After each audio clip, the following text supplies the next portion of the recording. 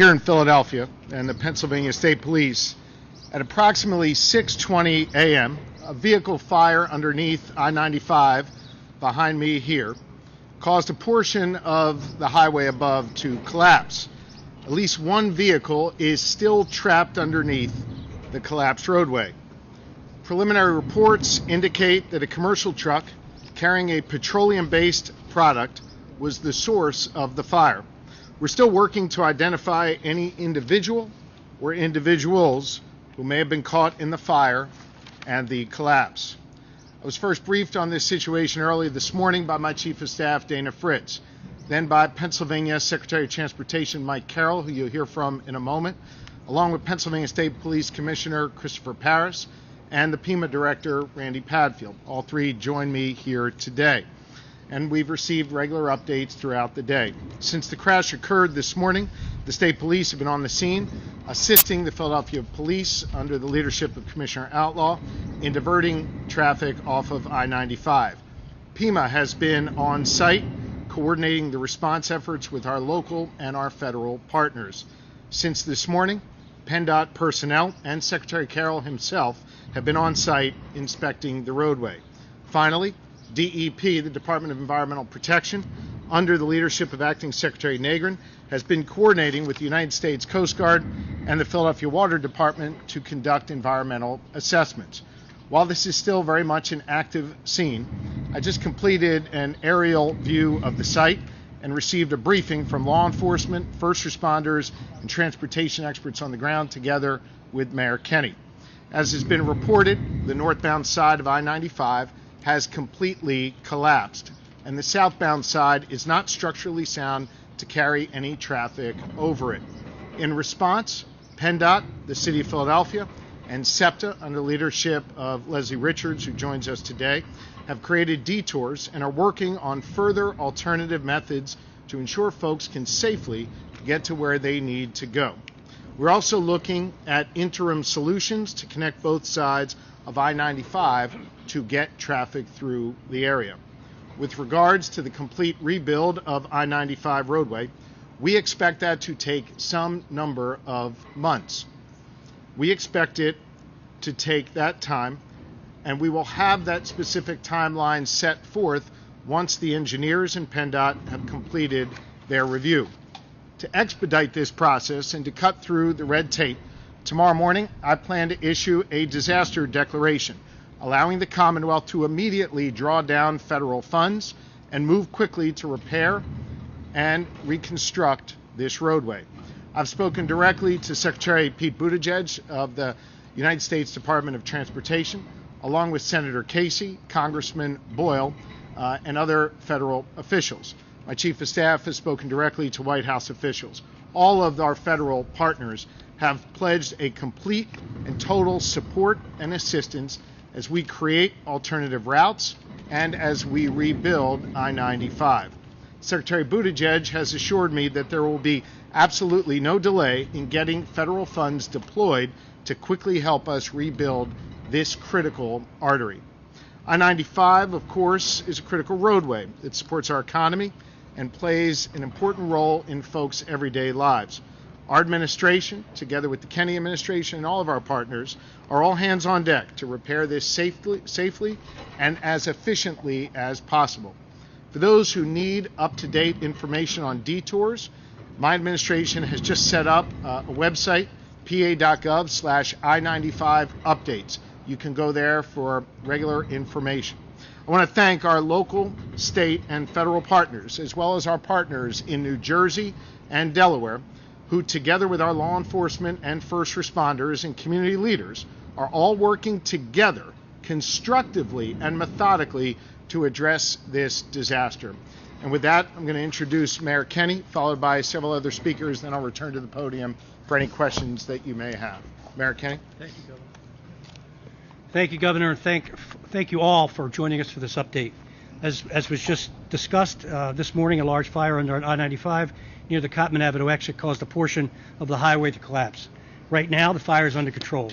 Both city and state agencies are responding to address impacts to residents in the area and travelers affected by road closures and detours. At this time, we are advising residents to please avoid the area and plan for alternative routes of travel. In addition to road closures, we expect delays of trash collection and SEPTA bus routes in the area. We are not aware of any injuries or fatalities at this time, but we understand the situation remains fluid. I am grateful to our first responders for the dangerous, life-saving work that they do to keep residents and visitors safe.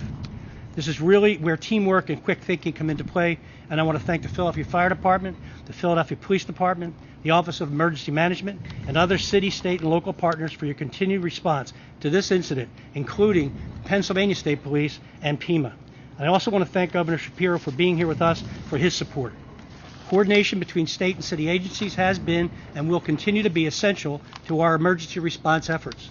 Additionally, repairing the damage caused by this incident in a timely manner will require a strong, coordinated effort between city, state, and federal agencies.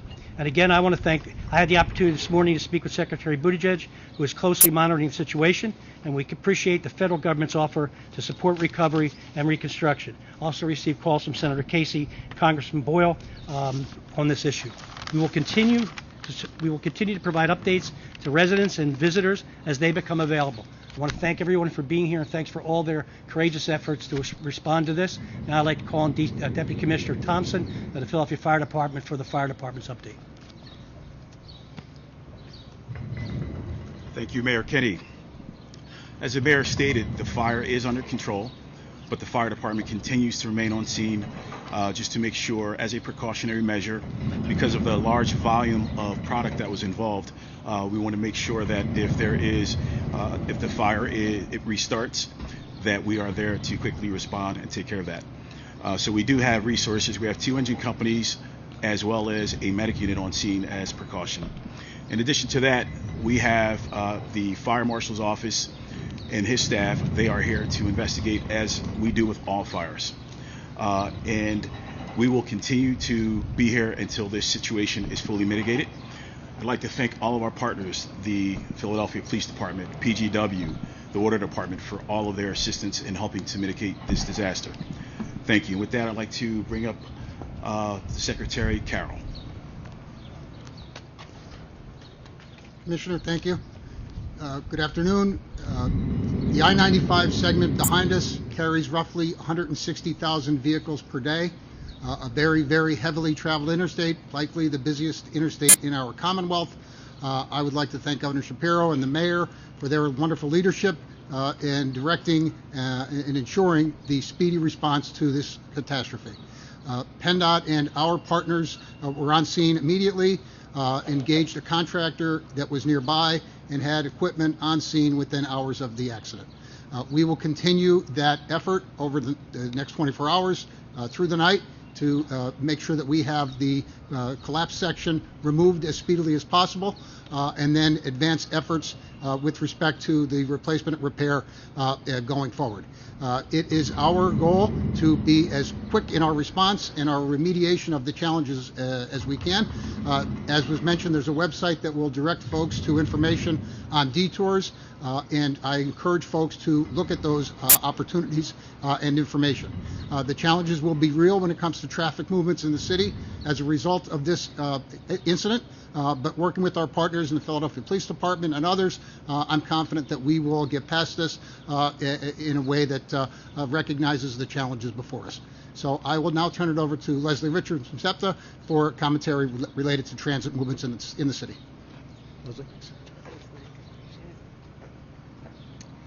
Thank you, Secretary Carroll. Thank you, everyone.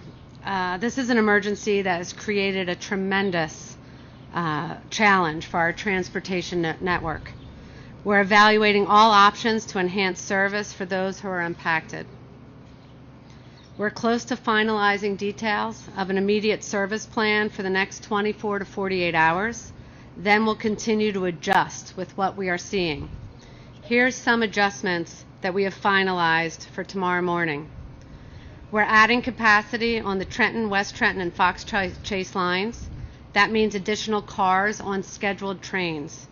We're going to bus the Kinwood line so that we can repurpose equipment and personnel and get them over to the Trenton line. Thanks to our partners at the Philadelphia Parking Authority, there will be free parking at their 3 park and ride lots. at Fern Rock, at Fox Chase, and at Torresdale. There's also free parking at all SEPTA-owned regional rail lots, as well as at the Frankfurt Transportation Center for access to the Market Frankfurt line. For those who have not taken regional rail in a while, we also want to note that you can use a credit card to pay your fare on board, and your conductor will help you with that. SEPTA will utilize all resources it has available to help you get through this. We're working closely with the unions and their leadership that represent our frontline workers to bolster staffing. We know there's going to be needs that come up as the days go on, and we're working to have additional personnel ready to help us respond. I also want to note that on all of our services, we have capacity. We are still below pre-COVID ridership, and we hope people will consider all the options that we have available for them. We are all going to need some extra patience in the coming days. Please work with us as we work through this, especially tomorrow morning. We ask employers to be as flexible as they can with their workforces. It's going to take longer than normal to get to work tomorrow. Please continue to check our website, septa.org, and our Twitter account, which will be updated on a regular basis. We're also opening up our customer service call center early tomorrow morning, and representatives will be available by phone starting at 6 a.m. You can call 215-580-7800, and we're here to help. Thank you so much, and thanks, Governor Shapiro, for being here. Thank you. I hope it's clear to everyone here that every agency, local, state, and federal, are working together to address this. I also want to thank several of our elected officials who are here with us from City Council as well as from the State Assembly. With that, while this is obviously a fluid situation, we'll do our best to answer any questions that you have. Governor, based on what you've seen in your briefing, is there anything that indicates this could have been intentionally set? And in your conversation with the Secretary of Transportation, is there a cost yet associated with the damage to this section of the overpass on 95? It's an ongoing investigation, so I'm not going to comment on the first part of your question. On the second part of your question, the Secretary of Transportation, Pete Buttigieg, has made it clear that whatever resources would be needed to rebuild I-95 and to do so in a safe and expeditious manner would be provided to us. Governor, from what you saw from flying over the highway, just kind of give us your thoughts on exactly just seeing the scene of that collapsed highway and the potential catastrophe that could have been avoided if it had been a different day of the week. Just, remarkable devastation. And I found myself, thanking the Lord that no motorists who were on I-95 were injured or died. Just a remarkably devastating sight, one that our first responders, law enforcement, and others contained very, very quickly. They got people out of harm's way.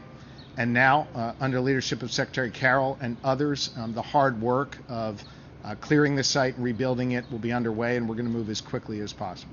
Governor, could you tell us a little bit about the environmental impact here? Because the Coast Guard said that there may have been, over 8,000 gallons of gasoline that may have been exposed to this area.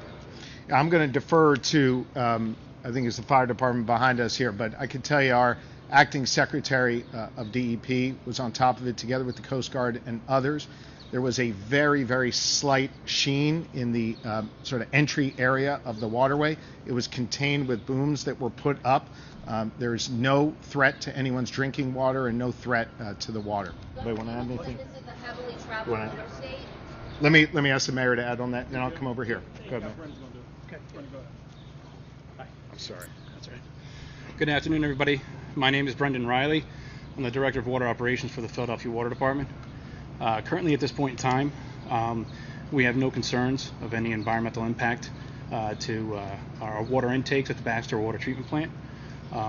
There was a lot of coordination with the Department of Environmental Protection, the U.S. Coast Guard, as well as PennDOT to make sure that we responded appropriately and deploy some booms not only at our intakes, but also at the outfall location where there was any potential discharge.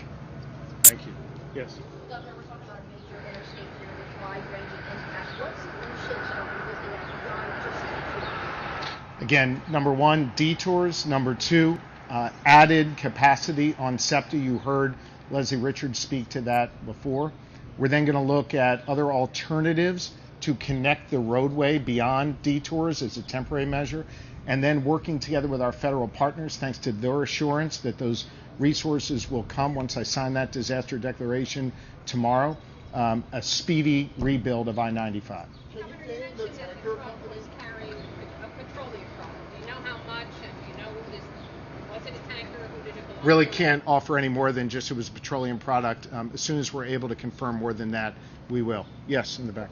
Could you name the tanker company and if they're going to be held responsible for cleanup and It's not something I can offer at this time. Yes. You mentioned individuals possibly trapped still in that vehicle, so it's possible there's someone still in that vehicle.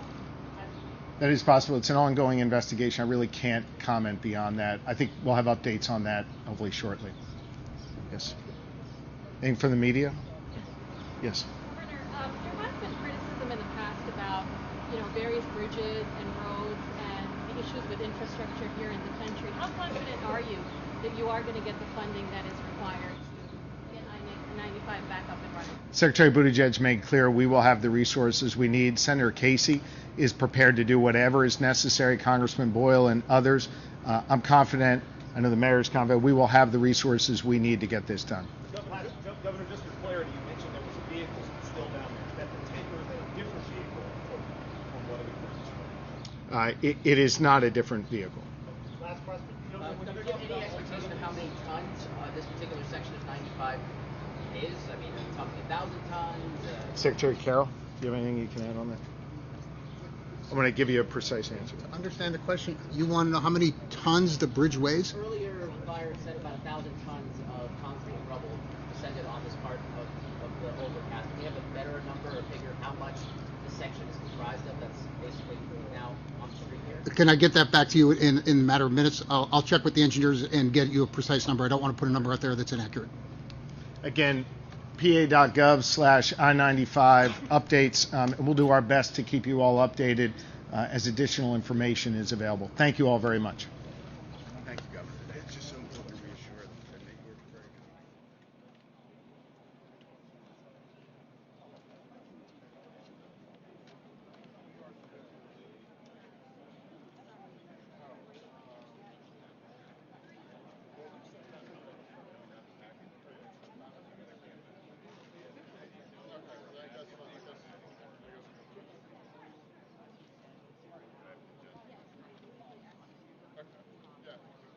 Yeah, I just I gotta give it. I don't want them to pull it off the air.